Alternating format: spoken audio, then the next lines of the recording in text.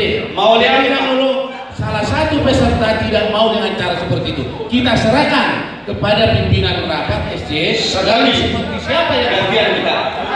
Kalau masalah ini mau diikuti keinginan namanya calon, ini tidak fair.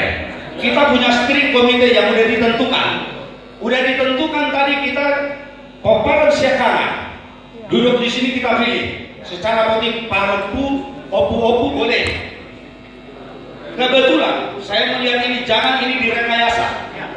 Kalau memang Satya Bang Nabi Menunjuk, ini kepentingan Patambor Indonesia, bukan kepentingan pribadi. Jadi tolong kita hargai semua orang yang ada di sini, supaya kita cepat. Kalau memang abang mau mengundurkan diri tidak setuju, no problem. Kita siapkan orang yang siap. Mau lihat ya? Mau lihat ya? Jadi ini mungkin ini yang namanya kita demokrasi. Demokrasi itu bukan dari pemimpin, dari kita. Sudah diserahkan steering komite tadi tuh Siahan. Siahan kita melakukan ini. Saya pikir ini harus kita hargai. Oke?